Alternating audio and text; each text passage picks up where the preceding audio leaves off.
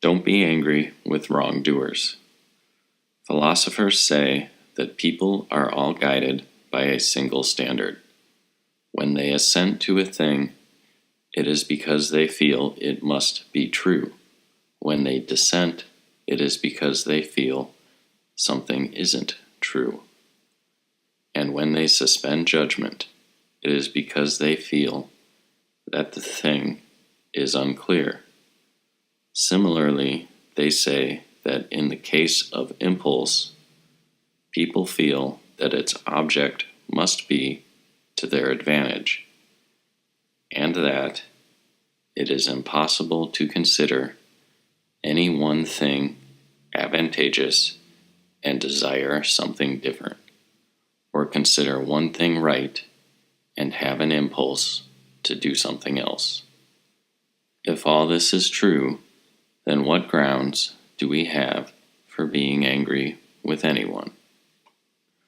We use labels like thief and robber in connection with them. But what do these words mean? They merely signify that people are confused about what is good and what is bad. So, should we be angry with them, or should we pity them instead? Show them where they go wrong, and you will find that they'll reform. But unless they see it, they are stuck with nothing better than their usual opinion as their practical guide. Well, shouldn't we do away with thieves and degenerates? Try putting the question this way.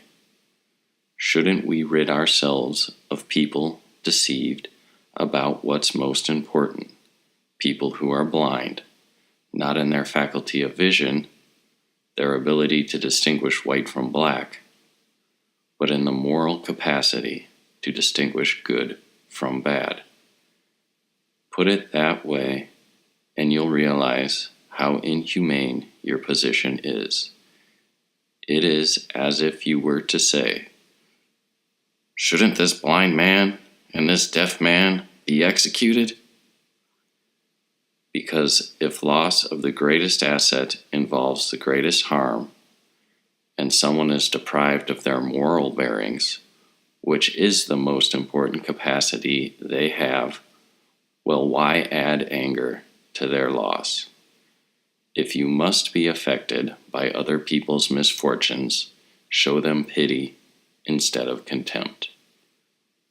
Drop this readiness to hate and take offense.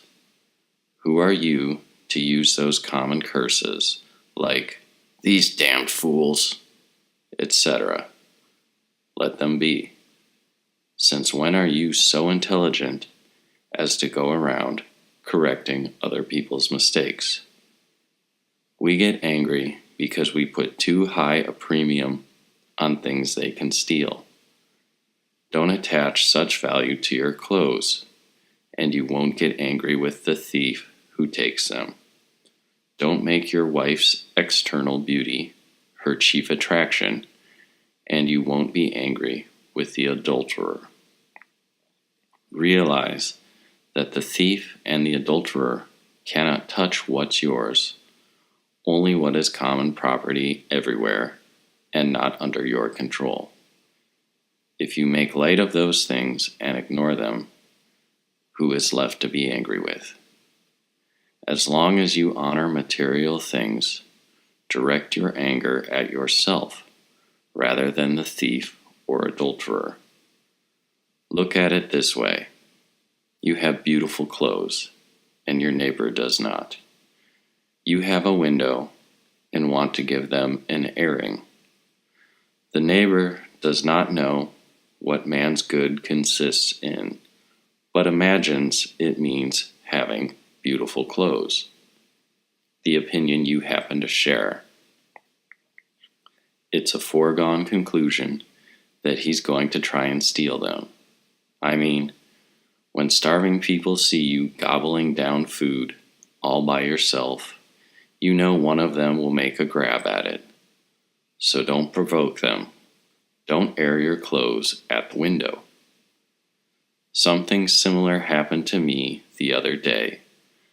I keep an iron lamp by my household shrine. Hearing a noise from my window, I ran down and found the lamp had been lifted. I reasoned that the thief who took it must have felt an impulse he couldn't resist. So I said to myself, "Tomorrow you'll get a cheaper, less attractive one made of clay." A man only loses what he has. I lost clothes. Yes, because you had clothes. I have a pain in the head. Well, at least you don't have a pain in the horns, right? Loss and sorrow are only possible with respect to things we own. But the tyrant will chain. What will he chain? Your leg? He will chop off what? Your head? What he will never chain or chop off is your integrity. That's the reason behind the ancient advice to know yourself. We should discipline ourselves in small things, and from there progress to things of greater value. If you have a headache, practice not cursing.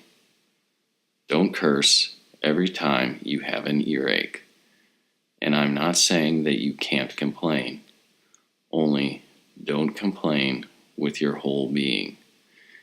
If your servant is slow to bring you a bandage, don't roll around and yell, "Everybody hates me." Who wouldn't hate such a person? Walk upright and free, trusting in the strength of your moral convictions, not the strength of your body, like an athlete. You weren't meant to be invincible by brute force, like a pack animal. You are invincible if nothing outside the will can disconcert you.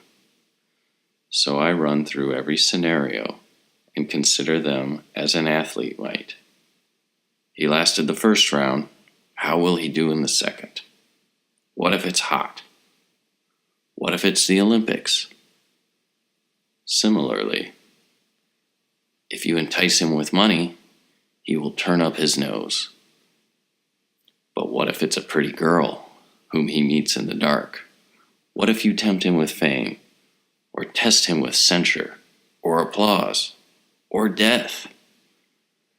All these he can handle. But what if it's really sweltering? That is, what if he's drunk, or delirious, or dreaming? If he can come through safely under all these conditions, well, that's the invincible athlete, so far as I'm concerned.